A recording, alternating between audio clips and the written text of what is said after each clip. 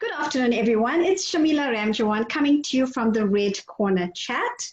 Today, my guest is Tshegofatso Mathe, a director of Ace Models International Johannesburg South, a businesswoman, South African ambassador for the PrincessD Menstrual Cup, a motivational speaker, a wife, and a mom. Welcome, Tshego. Thank you so much for having me, Shamila. It's only a pleasure. So I'd like to know, and I think the audience would like to know, who is Tshego? Do you want to maybe tell us a little about you? Okay, I'm Tshegofatso, I'm a wife, I'm a mother, as you've already said. And I grew up in Soweto. That's where I was born. I was raised by my parents, my grandparents. I've got a sister, and I've always been a dreamer. I've always been a dreamer, and I've always believed that, why fit in when you were born to stand out? And I've learned a lot since I've grown up, and I'm a very bubbly person. I love people. I adapt wherever I am. I'm able to easily adapt to environments, and I just love life. That is awesome. So being a wife and being a mother to 4 beautiful kids, firstly, how do you juggle family life? Yeah, hey, I'm not going to lie and say, oh man, it's all rosy and it's a walk in the park. So firstly, with me having 4 children, I need to explain that because a lot of people tend to be a little bit confused. So our first baby, he passed away. So that's baby number 1. And then I had 3 other children after that. And I am still a mother of 4. He'll always be my baby, even if he's an angel baby. So juggling a family with all these kids, it's not easy, but what makes it manageable and almost like a walk in the park is having routine. I like to have routine in place. I plan. I have to have a proper schedule, almost like each and every single day, knowing that at this time, this is what I need to do. By this time, this is what must happen. And what I found has helped me to run my big family is talking to my children, and letting them in on our lives, on what we do, so that they understand that if I am in here having an interview with you, it's a meeting and this is what the interview is about. So the children also understand and they know where I'm going, who am I having a meeting with, what is it with regards. So it helps to let them in on what I do in my life. And they've also gotten into a routine. They know, at this time, this is what happens. And that also for me, it helps me because then if I'm unable to attend to the kids at like right now at this hour, they've got something that they are currently busy with.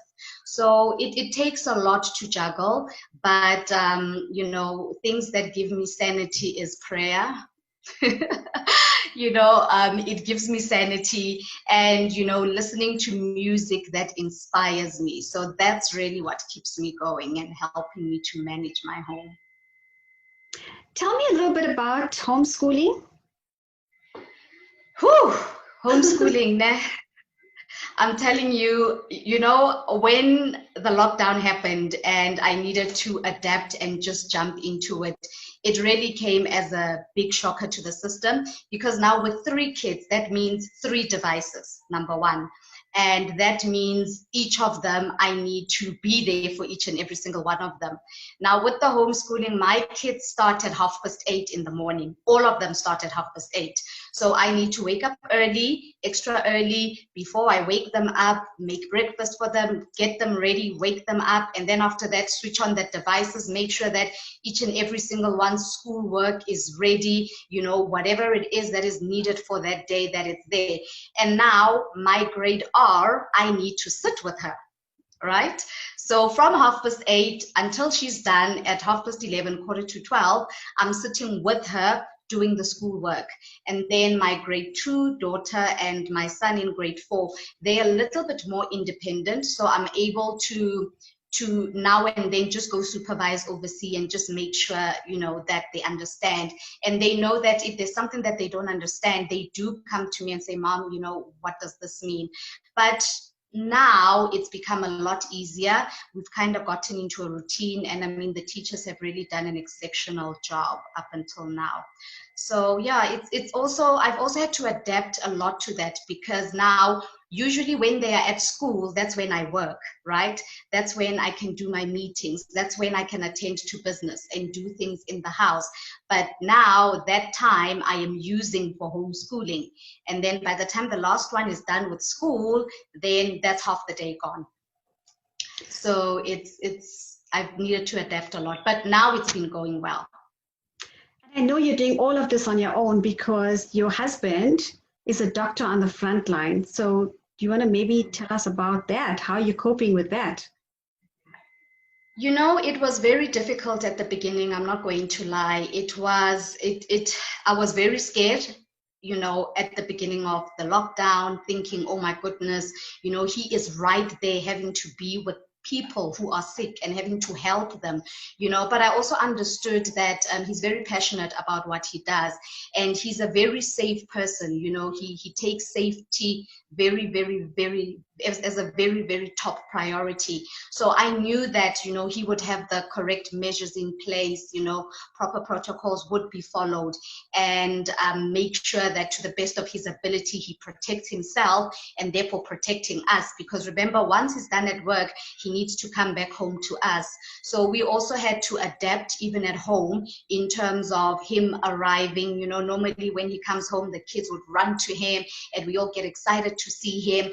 But now they know that, you know, they need to wait for him to go and change and shower, and then only can they, you know, can we rather all start interacting with him. So it was a bit difficult at the beginning, but, you know, slowly but surely I adapted and understood and saw that, okay, no, everything seems to be going well. And he's a very educative person, so he shared a lot of information, you know, and reassured me a lot in terms of our safety. But now, you know, with him working so hard and, you know, with the work that he does, I don't have that luxury of saying, oh babe, can you, you know, help me with this today, or can you go pick up the kids in the afternoon, you know, because he's not in a position to do that, and his practice is not close by either.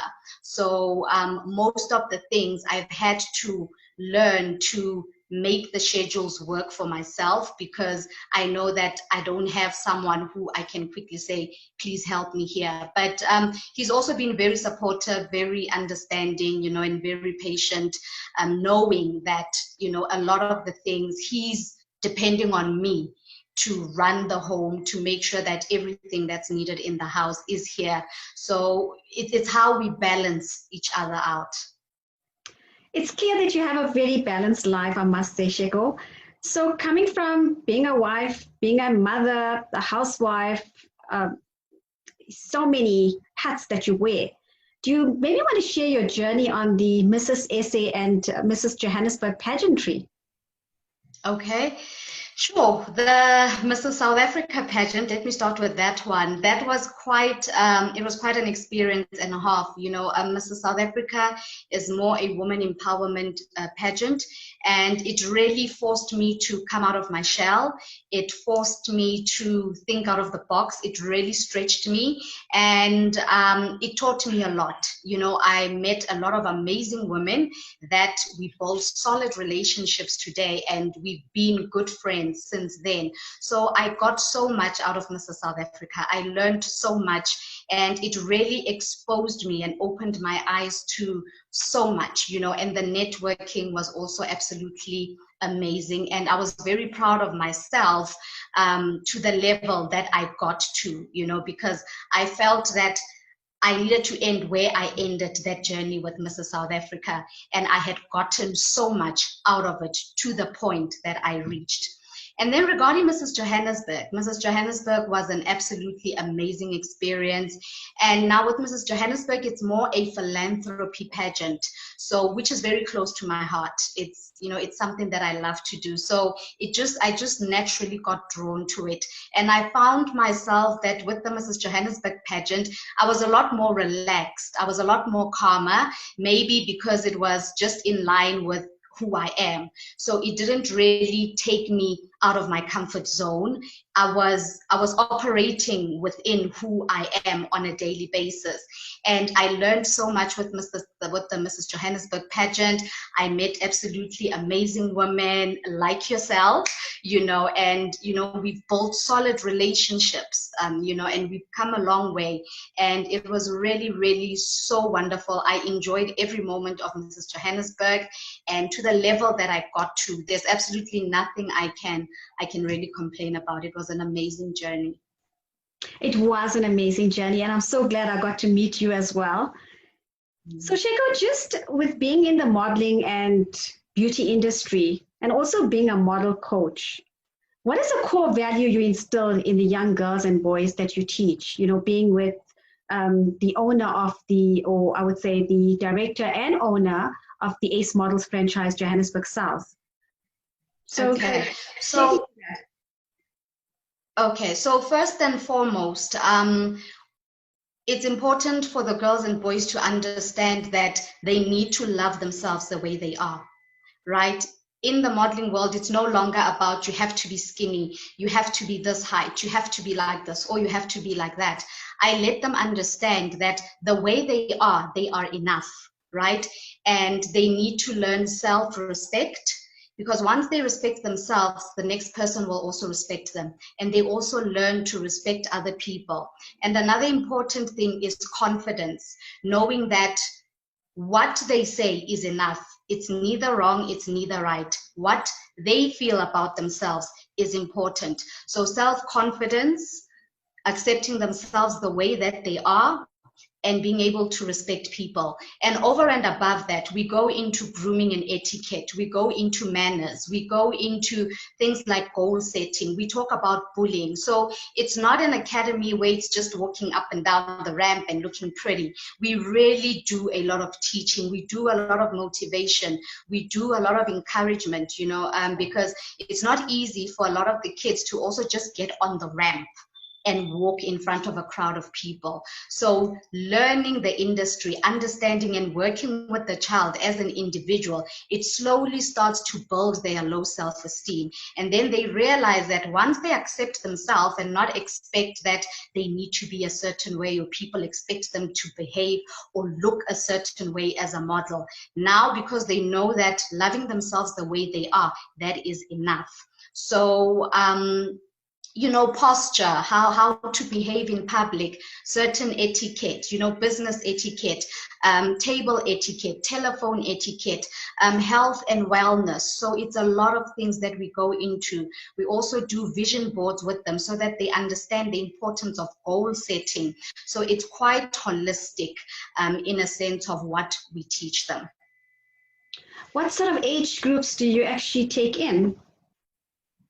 I take in boys and girls from the ages of 4 right through to 24, which would then be your adults. And then we also have the matured groups, which is the moms.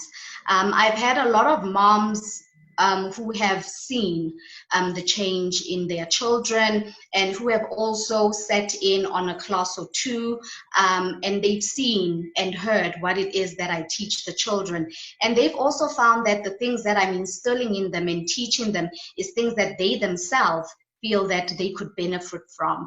And because of the changes and the positive transformations that they've seen in their children, they then have asked and requested and felt that, they too would like to get some classes. So that is where the matured models came into play. Tshego, how did COVID-19 affect your modeling business? Sure, it was quite an adjustment, hey, because with my line of business, or rather with my line of work, we are used to physical contact, right? In terms of guiding the kids, we used to hugging, we used to all of those things. And with the work that I do, you need to be there, guide them step by step. They need to mimic and do what you are showing them to do. So I needed to adapt very quickly, because I couldn't just tell myself, oh my goodness, now it's lockdown. That means, we'll start classes once lockdown is over, not knowing when that would be. So I had to act fast and continue with classes. So what I then did is I started doing classes online. So continued with my curriculum. I continued throughout the lockdown. The only difference is that we were not in the studio setting. So I would instruct them and have the classes via Zoom. I had to adjust, in terms of the slideshows and everything that I teach them. I needed to now adapt it onto online. But fortunately, because the kids really enjoy the classes so much, and the parents as well, they don't like them missing out on the classes. So they were very, very, very happy to continue with the Zoom classes. So I've carried on with classes each and every single week during lockdown, and it's really been going well. But I'm looking forward to that one-on-one interaction and, trying to get back to some form of normality.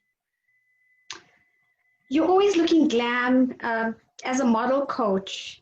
What would be the one thing that you would change about yourself, if there is anything that you would like to change, and why? Well, at first, right, I used to wish I had bigger boobs. Yeah. I used to wish I had bigger boobs. I know, right? So my fourth baby milked everything out of me. She milked me dry, right? So at first I was like, oh my goodness, I could do with more boobs. But over time I was like, you know what, there's absolutely nothing wrong with me. I've got so much to be grateful for with myself, and I love myself the way I am, and I'm happy with the small boobs. So at this point, nothing.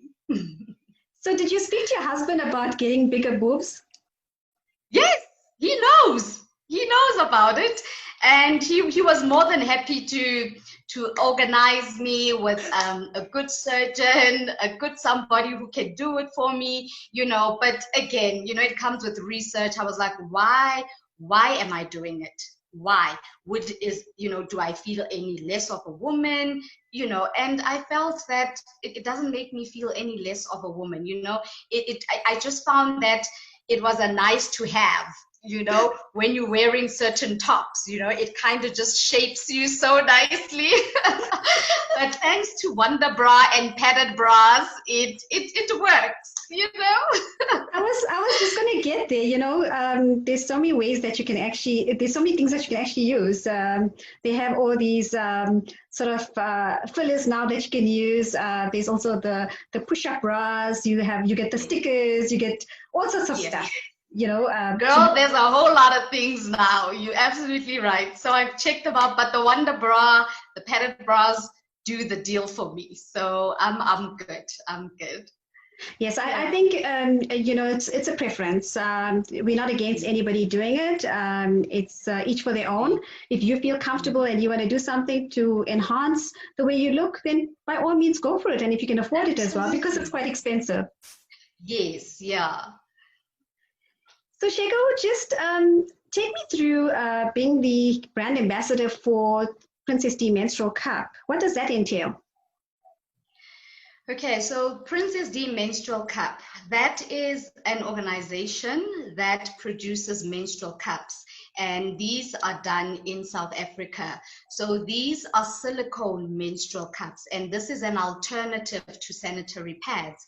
So what I like about the menstrual cup is that it's able to assist, especially girls who are from previously disadvantaged backgrounds, because most of them getting sanitary pads on a monthly basis does become a challenge. However, with the menstrual cup, they are able to use a cup that will last them for up to 10 years. And with that one cup, it will take them through, most of them, it will take them through high school, it will take them through to tertiary, until such time that they start working and they are able to afford.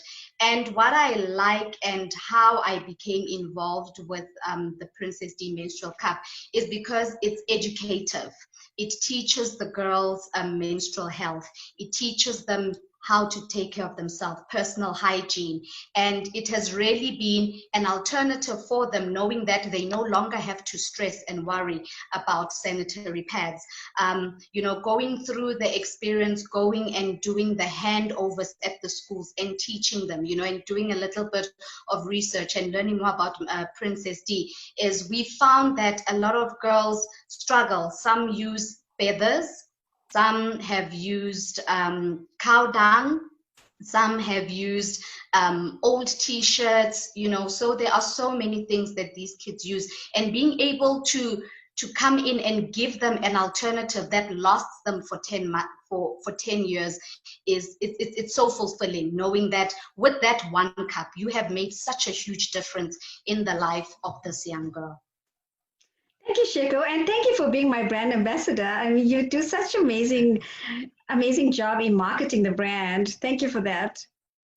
Thank you so much. It's a part of who I am. Like I say, with some things that you do, they are such a part of you that it just feels so natural to go out and represent something that is part of what you love to do.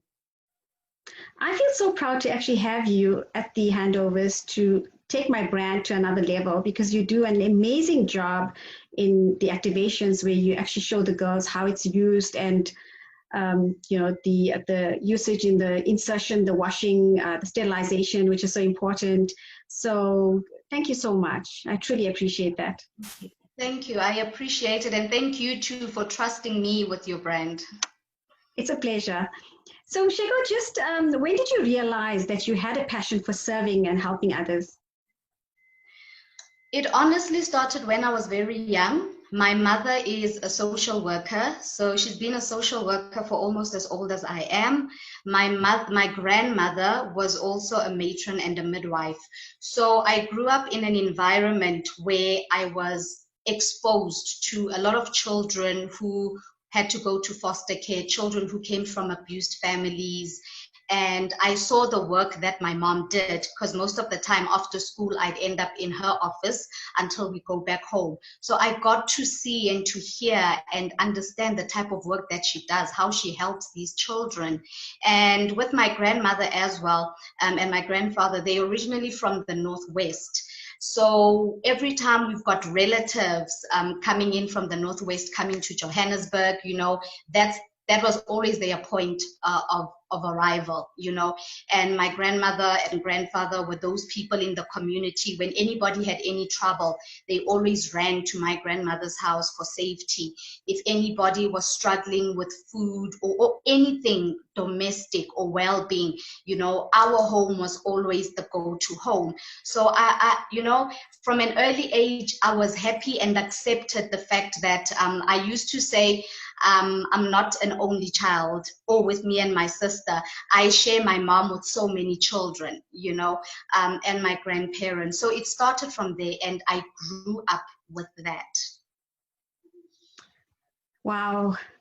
Yes, I can relate to that as well. Tshego, with being such a busy person, you've got so many different things to see to. You have a family, you have 4 kids, you have a hobby, you have a business, you're doing community work. What do you do in your spare time, or do you have spare time? Let me think about it. What is that? Spare time. I need to plan for spare time. I need to schedule spare time into my life. And when I do get that spare time, that moment, I enjoy taking long, relaxing baths during my spare time. And in there, I love to read books, all sorts of books, depending on my mood. I love to read a book. And then I also like going out, like taking a drive to places like Harties, somewhere peaceful. I love nature. So, or go for walks as well. I find that really just re-energizes me, it reboosts me. And then of course, every now and then I just decide on this particular day, when it's my me time, I'm just gonna watch a movie. I'm gonna sit on the couch, get some popcorn, and I'm just gonna watch a movie. So those are the things that I like doing during my spare time. And do you cook? Yes, I cook every single day. My husband is a very traditional man like that. He's liberated, okay, but he's still very cultural, in a sense that he loves eating my food. So I'm the one who cooks, and I cook every single day. And he does not like food from yesterday, leftovers. So I cook every single Oh day. Single day, girl, I am on that stove. I am cooking. I need to think up of ideas. Ladies in the chat, wherever you are listening from, please do share some recipes. I think I am out for now. I need some more recipes. But yeah, I cook every single day. So any favorites in your house with your kids? Do they eat everything that you cook, or do you have the fussy ones? Normally in a big house, there's always the one or two that says, I don't eat onions, I don't eat tomatoes, I don't eat this. How do you manage that? You know, in my house, it's simple. Whatever I cook is very healthy and it's all good for you. It does not make you sick. It has not made you sick, and it is not about to start making you sick. And every single thing, there is a use. So if I'm cooking onions, I'll explain. Onions do 1, 2, 3 in your body. Eat carrots. Carrots are good for 1, 2, 3, 4, 5. So if for whatever reason she doesn't want something, I'll just allow her to just pick out just 1 or 2. But generally, I make them eat everything. And you know, the food that I cook food that they love, food that they enjoy. And sometimes, just to make my life a little bit easier, I tend to take orders and say, okay, this week, what would you like for dinner? Okay, I note that down. What would you like for dinner? What did you like for dinner? Ask Habi, what do you feel like having this week? Then I know for that week, I've got everybody's favorite meal, and then I do that. Such great planning. You got everything sorted, girl. I gotta. I have to. You're such an organized person, Tshego. I'm so proud of you. I try. Thank you so much. Thank you, Shams. Tshego, just going on to the person that you are, what's your favorite color? Because you're always so hip and glam and beautiful. You still have time to look after yourself. And I'm like really intrigued because you're always looking like, 100%. And I just love the way you are. So what is your secret? Thank you so much. I suppose, I grew up like this. My grandmother and my mother were people who always say, whenever you leave the house, make sure you look prim and proper because you never know who you're going to meet, and till this age, if my mom happens to be by my house and I'm about to go out, she still scans me and looks at me and she'll say, I must check. So I grew up with that thing that every time, wherever you go, make sure that, you look your best, look presentable, and it's also something that I preach to my girls and boys in my academy, that make sure that, you look presentable. I'm not saying always look glamorous, but when you do go out, feel good, feel confident, knowing that if I am to bump into Shamila, she's not going to say, oh my goodness, what just happened, right? Just look presentable. Yes. And once again, I have to plan for the outfit, knowing that, okay, I'm going to do a handover for the PrincessD Menstrual Cups, so I need to dress appropriately. After that, I've got this meeting. I cannot wear this today, so I have to plan all of those things as well. And I suppose, with women like you, it's easy to know when to dress up and when to dress down. No, absolutely. Absolutely. I do that, when I dress down, I love my leggings. I love my leggings. I love my comfortable clothes. When I'm at home, I'm leggings and tights and tracksuits. So if I'm dressing down and I have to go to the store, I normally just put on a nice simple tracksuit, some tackies, and I just look presentable, that even if I am to bump into someone, I still look good. But I also wouldn't want to just go out looking a mess, because I look at myself in the mirror and like, this does not look right at all. And are you one of those ladies that use lipstick under the mask? Can I tell you, I was tempted once or twice, and I was like, but why? So once or twice I was tempted to do that, and I thought, no, no. And then I stopped.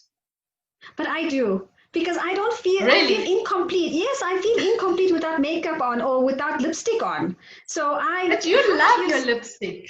I love my lipstick and I love playing around with colors as well. So for me, I can't go out without lipstick on. Okay, if I'm exercising and do my walks and stuff, yes, I don't use makeup. But I mean, if I'm going out shopping to the mall or whatever, then I use my mask, my lipstick under my mask, and it's just me. I suppose it's a force of habit, because when I get ready to go out and, you know, I'm all dressed up and I'm all made up, automatically the lipstick is like the finishing touch, you know. But then again, it hits me that, girl, remember, you are going to have a mask over. So that's how I've stopped myself from finishing it off with the lipstick. Tshego, just going back to business, I know COVID-19 has had such an impact on every business out there. What would you say is the next step in your business? You know, Shams, I've had to think about that a lot. I've had to reinvent a lot of things.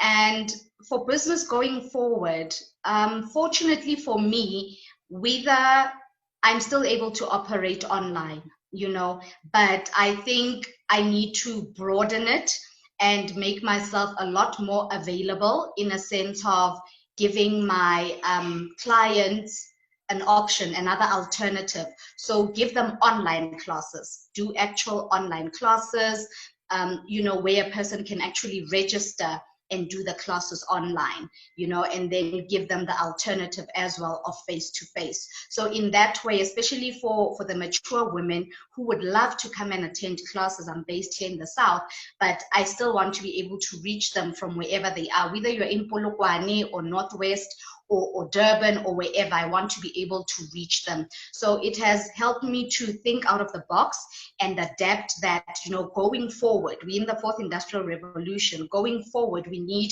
to start adapting and riding the wave. I do not want to be left behind. So I've started to put such things in place. Wonderful. I wish you every success going forward. Just very quickly, your power message to the women out there, being Women's Month. My favorite saying, that a woman is like a tea bag. You never know her strength until you put her in hot water. And another one that I'd love to leave the women with is, no matter the circumstance, you know, you need to remain positive, you need to remain optimistic, right? And one last thing that I always say to my models as well is that your smile is your logo. Your smile is your logo. Absolutely. Yes. Love it. So thank you so much. So that's what I'd like to encourage the women on Women's Month. And most importantly, that, you know, as a woman, you are enough. There's absolutely nothing missing from you. The way you are perfect just the way you are. Nothing more, nothing less. And remember, as a woman, you know, you are doing your very best. As women, we juggle so many things on a daily basis. We try and keep up the household. We've got the kids. We've got the schooling. You know, we are responsible for so many things that lie on our shoulders. So it's also important that we take care of ourselves and we love ourselves. And when we are happy, then the rest of the family is also happy. Such great messages coming from Tshego Mathe. Tshego, thank you so much for coming on the Red Corner Chat. It was great chatting to you, and I wish you everything of the best going forward. Thank you so much, Charles, for inviting me. It was an absolute pleasure. I enjoyed spending time with you. Thank you so much. It's a pleasure, and I hope to see you soon. Yes, you definitely will. You will. Thank you so much, and have a lovely afternoon. Thank you, and you too. Thank you, everyone, for watching. Bye.